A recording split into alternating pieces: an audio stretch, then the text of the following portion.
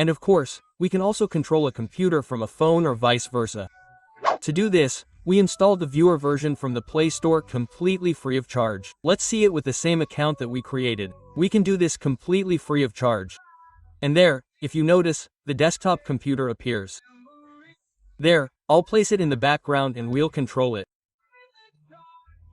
So we go in here, we enter the computer ID, which would be the one at the top, and there we can automatically control it. If I turn the phone, I'll see the full screen. I'll be able to do absolutely everything. As you can see, it's very fluid, and from a phone we could perfectly control a computer remotely and run some programs. It's a little bit difficult because obviously the screen is a little smaller, but we can do it without any problem. Okay, and I know you're wondering, can you do the opposite? Control your phone from your computer? Of course you can. Just like on a computer, the phone will have an ID that will never change.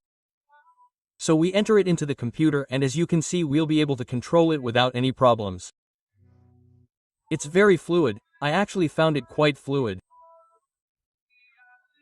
And obviously from the computer with our mouse, we'll be able to control the phone as if we were doing it directly on the phone's touchscreen.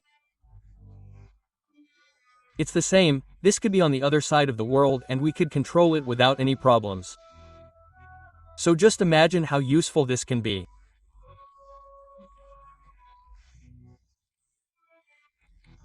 For example, if you are teaching an adult who is somewhere else how to use the phone, an application, or a computer, you can simply take the remote control and explain or configure it yourself, because obviously there are people who have a lot of trouble with technology, and this will be an impressive tool to support them in these matters.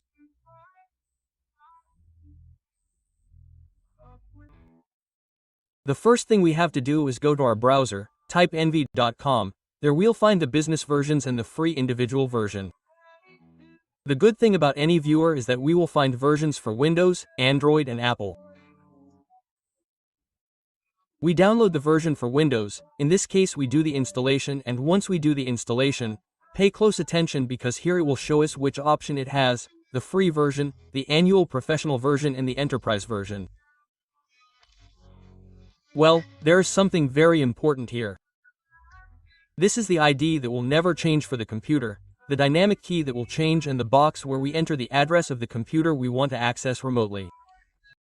And I am going to do the test by taking control from my laptop on the desktop computer. So, the key, address, the ID will never change. We enter it in the box, there it will ask us what type of access we want. We say remote access, and on the other computer it will show the authorization if we do not enter the dynamic key. If we enter the dynamic key, it will not ask us for anything, but it will access remotely.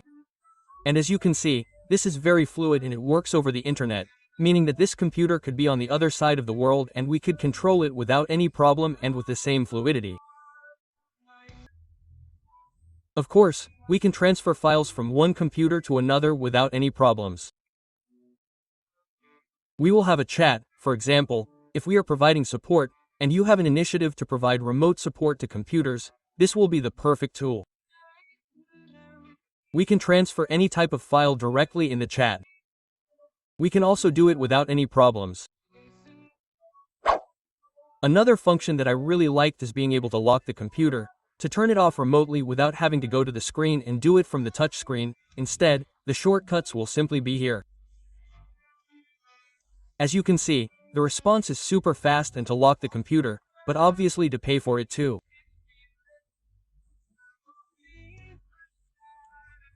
So, imagine that you leave a task running on your computer, such as downloading a file, rendering a video, and once it's finished, you can turn off or lock your phone in 2 hours without any problems.